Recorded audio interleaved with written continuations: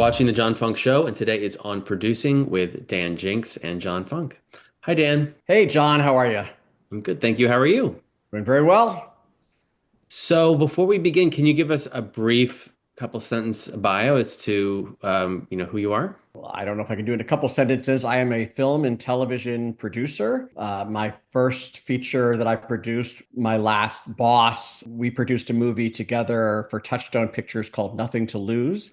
Then I went out on my own and I formed a partnership with another producer named Bruce Cohen. And our first movie together was American Beauty. And that really kind of gave us a career. Since then, Bruce and I together produced Big Fish, Milk, The Forgotten, Down with Love, a movie called The Nines. We did several TV series together. Pushing Daisies, a show called Traveler with Matt Bomer and Viola Davis, another show on Lifetime called Side Order of Life.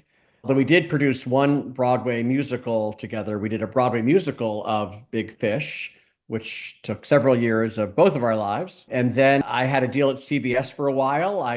For them, I produced a series called Emily Owens, MD, that was on the CW. And I made a lot of pilots for them that never made it to air.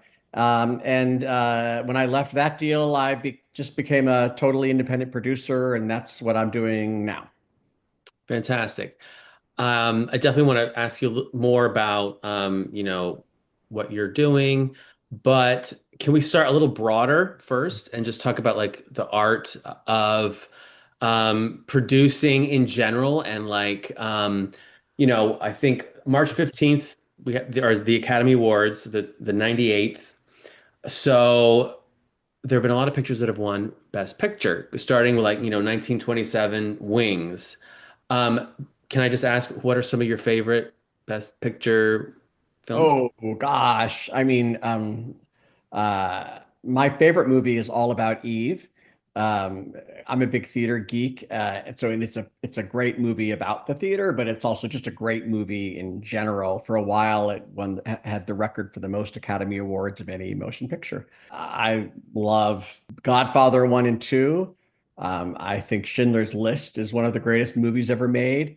One Flew Over the Cuckoo's Nest was a seminal movie for me growing up because it hit me so hard emotionally. Anyway, those are some of my favorite Oscar winners. So if you look at all of them, there's all kinds of genres and kinds of films. And this is that if you could, what's one thing that they all have in common? Because they're all very different, but there is got to be.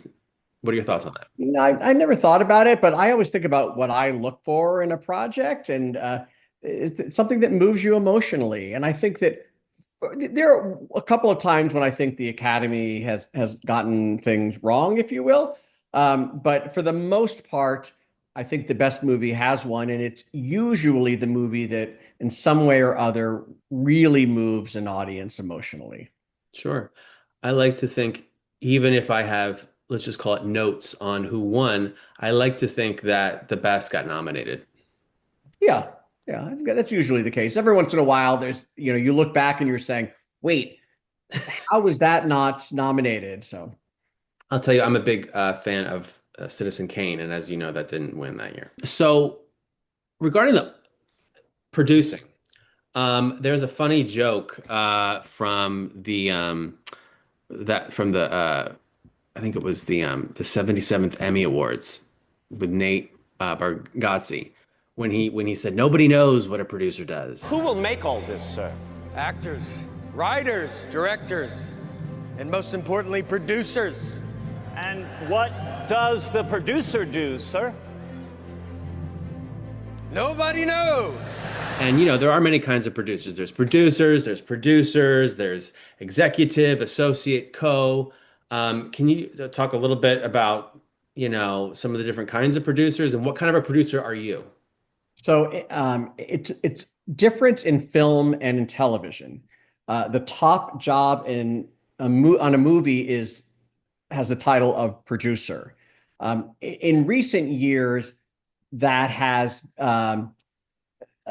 sometimes you'll see, five or six or seven names up there. On some smaller independent movies, you'll see many more names up there, all saying producer. Usually it's one or two or three people who actually do the work of producing a movie. I am what's called a creative producer, a lead producer. I'm a career producer. I'm a member of an organization called Producers United, which is most of the major independent producers who are career producers, meaning they're not also a manager or something else. They or a financier. They actually make their living. We make our living as producers. And a career producer is usually the one who will find the project. We sometimes it's our idea. Sometimes we'll find a book. We'll find an article. We'll find an early draft of a script and work with a writer on it, and then we'll bring it to a studio, sometimes with elements attached to it. Sometimes there might be a star or a director attached. One of the great changes in the independent producing job is when I first started doing this, all you needed was a great piece of material. And I say all you needed as if that's easy. That's always the hardest part of the job, finding something great. I know people out of the business say, oh, but there's so many scripts out there. There aren't that many scripts that are actually really, really good, that actually move you, that are emotional, that have some kind of commercial viability, where there's some path to actually get it made. This is not a moment in time where movie studios or streaming services are taking flyers. There's not a lot of, oh, here's this odd, weird, quirky thing. Let's just see if it works. That doesn't happen as much. There needs to be some element to it that makes it feel more overtly commercial than it used to be. But whereas it used to be, you just find a great script or a book or a pitch and bring it to a studio. Now, often studios and streaming services would like there to be a big director attached, a big star attached, because then it feels more real. Harder for the independent producer because a lot of big directors or movie stars, they don't want to read something unless there's a firm money, unless it's actually going. So it's a little bit of a chicken and an egg thing that occurs. But anyway, the producer sets the project up, and then with the studio, we'll bring on a director, we'll supervise casting, and then we'll supervise creatively every bit of production through the release. Obviously, that's in partnership with a studio or a streaming service, but a lead creative producer is usually the first one on the project and the last one off the project. What we are not most of the time are people who raise the money. That's a different job. Most of the movies that I've done have been done through a studio, so it wasn't like going out and trying to actually raise money in that way. I'm also not a what's called a line producer. A line producer is somebody who has a very specific and very valuable skill set. They will write up the budget and be in charge of the below the line elements and making sure every day that we're making our day, et cetera. Again, very much in partnership with the lead creative producer. I don't know how to write a budget, but I certainly know how to read a budget. And there are certain things you always look for. Oh, is there enough money to actually hire a decent director of photography, for instance? Are there enough days in the shooting schedule? Are the days makeable days? Meaning, if you have too many scenes crammed into one day, chances are you're not going to be able to complete that work within the allotted number of hours that you have. That's the kind of thing that you learn more and more and more just by doing it a lot. In television, the lead job is executive producer, and that can be a person such as myself, which I'm what's called a non-writing executive producer. Most of the when you see a TV series, there will be several executive producers. Most of those are going to be writers. Sometimes there will be non-writing executive producers. And sometimes there will be other elements, somebody's manager managed to get an executive producer credit, or a partnership of an actor, or sometimes an actor will also get an executive producer credit. But groups like Producers United are working very hard to keep in movies the producing credit to people who actually do the producing, and on television that the executive producer are people who actually do the job and not people who sort of come along as, in some cases, baggage who aren't actually doing the work. I'm sensing you don't have movie magic, but you have like a point person who does. I don't have movie magic. Again, I put a project by project basis. I don't. I'm assuming movie magic is Yeah, you the do to write budget. a script. Yeah, Yeah, I you're don't. not. As I said, I don't know how to write a budget. I would not try to write a budget. But again, I certainly know how to read one. So the line producers you work with are going to be different per project. Oh, absolutely. I don't even know if I've ever worked with the same line. I've tried to work with the same line producer more than once, but they've always been busy. Yeah, look, I think part of the art of producing is team building, and it is different per project. And you're only as strong as the group, and you got to have the right group. Otherwise, I mean, correct me if you disagree. But also there's the concept of development hell and creative differences. Can you talk a little bit about your thoughts on that in your work? Um, creative differences is usually something an expression that people say when a project's not getting there, where you know, a I've worked very hard in my career to avoid creative differences, and that when I can, I don't want to come on a project. If I read a script and I think part of it is great and I think part of it doesn't work, I will talk to the writer and say, hey, these are my thoughts, but this is your script. If you don't agree with my notes and if you don't think my notes are going to make it better, then I'm not the person to produce this. Um, so that it's a way to avoid creative differences before you jump into something. I don't believe in hiring a director unless you see a project the same way as they do. On American Beauty, we probably interviewed 25 different directors that we actually sat down in meetings with. Even a lot more than that we're interested in because it was a hot script and people knew that we were open to a newer director because the budget wasn't big, so we couldn't afford a giant, very expensive director. And we talked about tone a lot. We wanted a director who understood the tone the way that we did and was going to be a nurturer. And we hired a theater director named Sam Mendes, and he could not have possibly done a better job. He was the best person for it, and we were very fortunate. What's something that you know now that you wish you had known earlier, especially since you were talking about, American Beauty? If you could, you know, go back and do it again, what's something you'd do differently, or something that you wish you knew earlier? What a good question. So a big change in the business has been, I was mentioning earlier that a lot of that attachments are very valuable right now. Having an actor attached, having a director attached. What a big change in the business is that when an agent is going out with a script, an agent used to send out a script to maybe a dozen different producers, each with deals at various studios or financiers or independent. Now, because everybody understands the importance of attachments, if you're an agent at CAA and you're going out with a script, you're sending it to this big director or that big movie star first. And people who are so big that they have producing partners. I wish that I had seen that coming and had formed a partnership with a big star that I was working with. Actually, I certainly have worked with some very big stars, but it was never occurring to me that the business was going to change in that way. So Mhm. that's something that I would have done differently if I could turn back time. And by the way, if I did a movie tomorrow with somebody that I thought, oh wow, this person's going to be a movie star, I would have that conversation saying, hey, what do you think about us working together and doing more things together?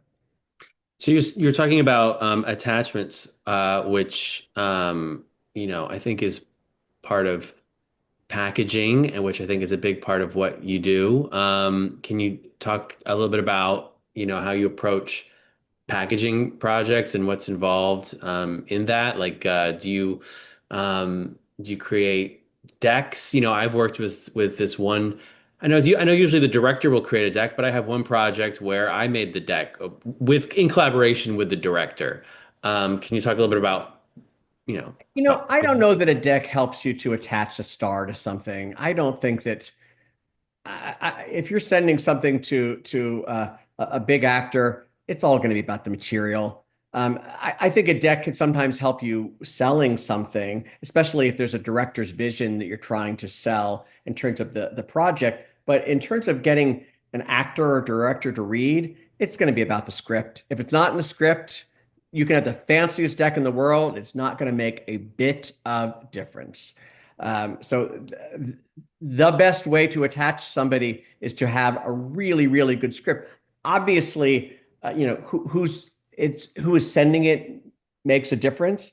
Um, I've been doing this for a long enough period of time. There are a lot of agents and managers that I know really well. The ones that I know really well are more often going to read a script in a timely manner and recommend it, if, assuming they like it, to their client. If there's a manager that I've never worked with, never spoken to before, it's going to take a little longer to get them to read it. But it's always going to be about the material.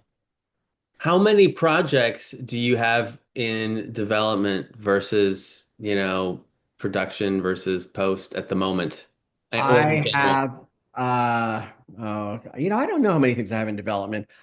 I might have 20 things, but some of those things are very active. I'm a couple of things that I'm out to actors right now, waiting for answers on. And some of them are things that I pitched an idea to a writer, and they're thinking about it, and they're going to get back to me. So is that in development? Maybe, but I'm kind of waiting to see what they say. Um, but this is a time in the business where you can't put all your eggs in one basket. I'm nothing in production, and I have a TV series in post production. I produced a series last year for a streaming service called Nebula, and this was their first scripted TV series. It's a show called Subliminal that will air probably sometime over the summer. But I'm getting, cuts of episodes almost daily and turning around notes on those right now. Well, I obviously hope it does well, and if I can help, tell everybody go watch it on Nebula, I will.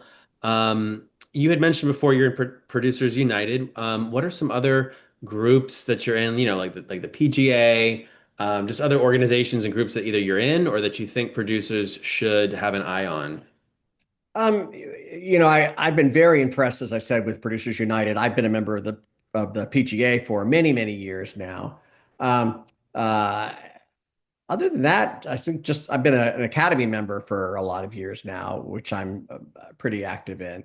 Um, that's it, I guess. Great. What do you think? Because you've mentioned some of your credits that are, fantastic, and I think elevated, which is a word that we can quibble about because I think some people don't like it because it's so subjective. But no, your work is elevated. How would you describe a Dan Jinks um, project? I'm sure there's a better way to word it than. Um, you know, it's always hard because it's about finding something that moves you, something that you love. When people say to me, "What are you looking for?" It's always a very hard thing to answer. you I, know. I like things that feel original. If I'm reading a script and I'm on page 10 and I feel like, okay, this is so formulaic, I know exactly what's going to be happening around page 110, that's probably not something for me. If the characters aren't particularly engaging, um, I value uh, audiences' time and money. It's expensive going out of the house to see a movie. It's harder than ever to get people to leave the house to see a movie, and you really need to offer them some kind of an experience. So it's finding things that are original and moving with great characters that are also in some way commercially viable. I'm not taking things on that I don't see any way to get financed in 2026. That's just not. Uh, Not good business to spend time on things if I don't see any kind of a path to get it made. Do you have any advice for filmmakers? I'm going to talk about producing specifically. Read everything. Read every script you can. It's amazing how much you will learn by reading a lot of scripts. Read things that are getting made. A lesson that I learned very, very early on in the business is don't go by uh, credits. You can see, oh, so and so got sole credit for writing such and such movie. There might be five other writers who worked on that who didn't get credit, and somebody who maybe came up with the idea get sole credit because nobody else did enough of the work.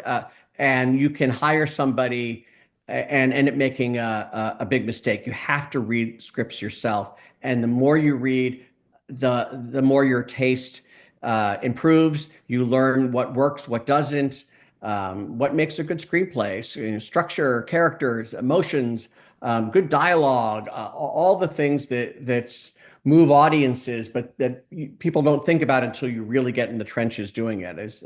Anyway, that's my best piece of advice.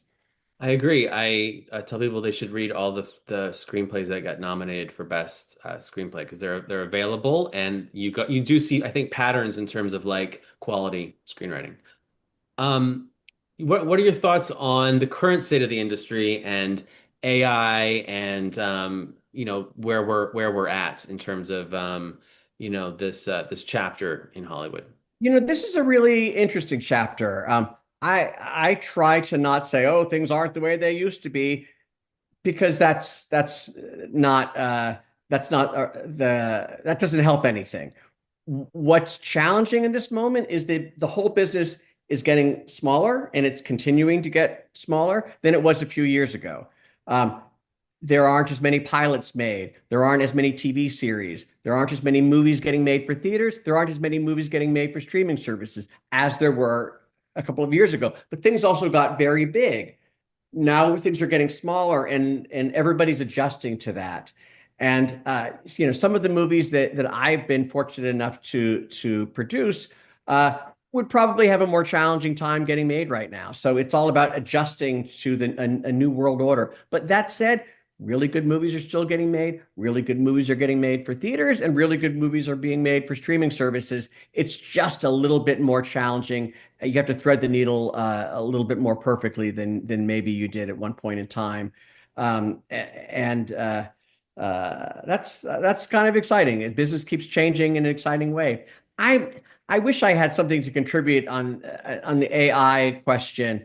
It's certainly, here's what we know is that AI becomes more prominent every single day, and that what we think now about AI is going to be very different than what we think 6 months or a year from now. Uh, we're already so much more advanced in terms of what we know about AI from 1 year ago from now. So um, it's certainly going to be a presence. How much? I just don't know the answer. My last question for you is what do you want to promote or encourage everybody to do? Clearly, we want everybody to watch your TV show when it comes out this summer. But is there anything else that you want to encourage everyone to do before we? No, I always tell everybody to see all the movies that are nominated for Best Picture. It was easier when there were only five nominees. With 10 nominees, it's harder, but I still feel like everybody should see all the Best Picture nominees. I love this time of year. I love going to see all of them. I see as many as I can in theaters, and I just encourage everybody to do that. Do you have a prediction for Best Picture? Oh, I think one battle after another is going to win. I would be surprising at this point. It's won everything on the road to getting there. So there's a couple of other races that are question marked, but I think Best Picture is going to be one battle after another, which I loved. Thank you very much, Dan, for your time today. It was lovely to see you as always. And until next time, I hope everybody clicks like and subscribe. And this was on Producing on the John Funk Show. Thank you, Dan. Thank you, everybody.